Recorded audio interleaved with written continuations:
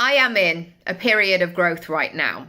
I am in a rebellious energy of let's see what I'm made of. And I'm trying to keep it positive, not like a I'll show you, but in like, come on, like let's just see. Let's have some lightness within it. And I think the age and stage that I'm at is 43. I've got 2 kids. People are talking to me all the time about perimenopause and lack of sleep and how it's all downhill from here and everything's crashing around us. And I think that if you really take all of that on, I honestly don't think that you get out of bed in the morning because you'd be like, do you know what? It would just be safer on my nervous system just to watch Grand Designs today and just relax. And yet I can't do that. You know, I've got 2 kids, I've got a house. I need to fulfill the work commitments I have. I need to do what I said I was going to do. And as you go through a growth expansion period, there is a dawning. And there's 2 actually. The first dawning is, isn't this exciting? How cool would that be? Oh my goodness, I wish I'd done this earlier, and yeah, let's go. And you've got all that energy and swirl around it, and it all feels really good. And then the second dawning comes in really quickly. And the second dawning is, you don't get to keep all of the things. You know, those things that you lived your life by, or the boundaries or the internal rules or the person that you were or the way that you did things, and you never questioned it. You don't get to keep all of that and go to where you want to get to. And that is a challenge sometimes, because it's like, why can't I just stay safe and small and have a lovely time and do everything that I've been doing and more of that? We know that that doesn't work. You know, when somebody says, well, I'll just put more hours in. Yes, those hours and dedicating time to what it is that you want to be, do, have and feel, it's going to increase, but only by so much. If you stay up 24/7, you're going to have to sleep fairly quickly after that. So there isn't this infinite time of I'll just keep working harder. So therefore we have to work smart. And as I've been reflecting on where I'm going next, I've taken this really crucial step. And that is to really understand where I am right now, how I'm operating, what's working, what's not, where my strengths are, where I'm in avoidance, where my gaps are, where I need to expand, where I'm not trusting, where are all of these questions. And I think that what people do is, in that expansion stage, is they go, let's go, I'm getting up at 5, I'm doing this, I'm doing that, and I'm all of the things. And I think in order to keep that momentum, to make that sustainable, you have to really get to know yourself. And as I have just had an anniversary, another year of being a qualified coach, and also I was coaching a lot longer than that, and I've been in this creative space for 25 years now, building a blend of life and business that I love. Something that I didn't do for a long time, which I didn't know how to do, was to state my needs. I was the only one ever that I knew who had gone to drama school. I didn't know any other actors. I didn't know any people who moved to London at 18. I didn't have that point of what am I trying to say? That point of, I don't know, what is the point? Okay, I didn't have that connection. I didn't have that person that I could phone. And I'm glad that in later years, I have been that person that other people can phone. Yeah, I'll tell you. Yeah, I'll help you. Do this, don't do that. How do you feel about this? What feels good to you? All of that good stuff.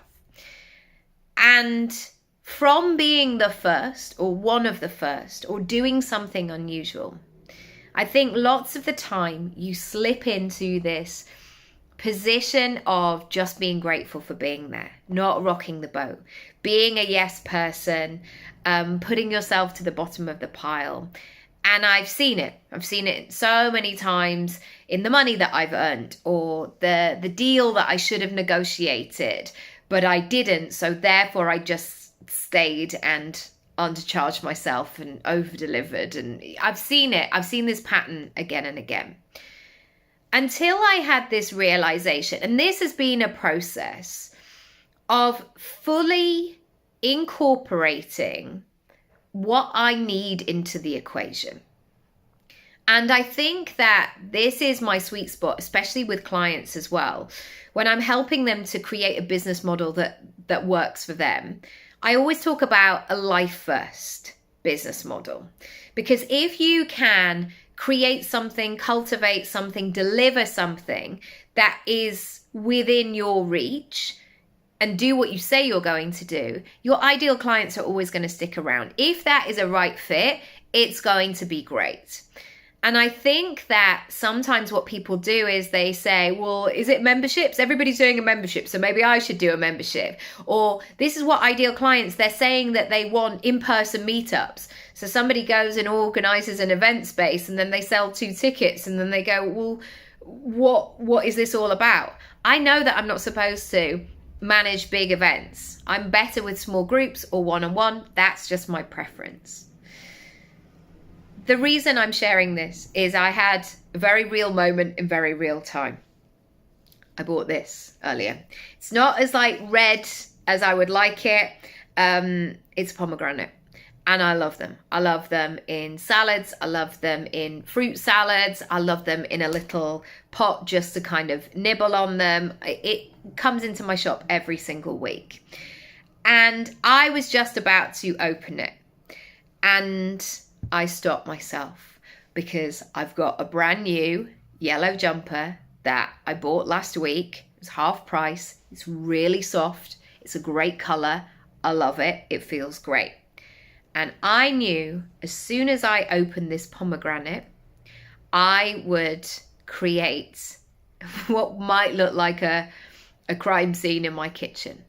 Even though I know the technique, which is like to do a square on the top of the pomegranate and then peel it like an orange either side. Watch a YouTube video. It's fascinating. Once you know, you know. I can't chop that and not spray. And yet, I want to be somebody who eats pomegranates. I love them. I think they are great. But now I take the moment. What do I need from this situation in order to do what I need to do? I need to change my jumper. I need to take it off whilst I do the chopping. And I think that so often we get stuck in, I've just got to do the thing. I've just got to chop the pomegranate and I'll be careful and I'll just hope for the best. When you're in that phase, in that space all the time of hoping for the best and just keeping going, instead of stepping back and thinking, how could I actually do this in a better way, in a more efficient way? Taking that pause to pull back, to stop, can be relevant in all sorts of different ways. Maybe it's when you walk back from the school run, if that's what you do, instead of doing emails as you walk along the street, give yourself that 15 minutes to think, to ponder, to consider. And then when you come to actually writing the emails, you know that you're fresh. You know that the words are going to fly out of your mouth onto the page or fly out of your hands. And for a long time, many of us didn't do that. Well, it would be wrong if I paused, or if my need was to change my jumper so I wouldn't get it stained. And now I'm much better at advocating for myself. And I want it to be the same for you, because if we're going to stay around in these industries and grow sustainable, exciting businesses, we can't just operate from a looks good on paper, or to be so proficient and so productive and so efficient that we become like robots. Actually, if we step back and ask ourselves, what do we need? How can we top ourselves up? We then end up building those really conscious, considered, long-lasting businesses that feel good for us and feel good for all the people that come in contact What are the needs that you need to pay attention to today? And what are you going to do about them? I would love to know. And I'm going to change my jumper and then eat my pomegranate. Lots of love. Bye.